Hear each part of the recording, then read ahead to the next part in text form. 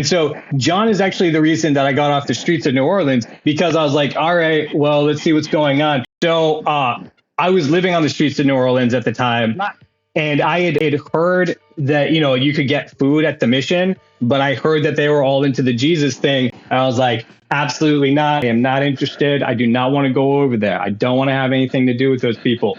But everybody on the street who was around there was like, no, you got to sit through the sermon to get to the food, but you got to eat the food over there. I was like, all right. And I heard it not just from one person, but like everybody. They're like, oh, you're hungry? You should go to the mission. I was like, no. And they're like, well, no, hear me out. Like, it's definitely worth it to go over there. And so John is actually the reason that I got off the streets of New Orleans, because I was like, all right, well, let's see what's going on. And then he served like, fried chicken or something that day. And I was like, man, like, so I was, so hungry. Then also was eating the best food I'd ever tasted in my life. I was like, well, maybe this isn't all bad. You know what I mean? And so like, that's where like, that's what he does, right? Like, it's just like, you can palate their cult like mentality because their food's so good.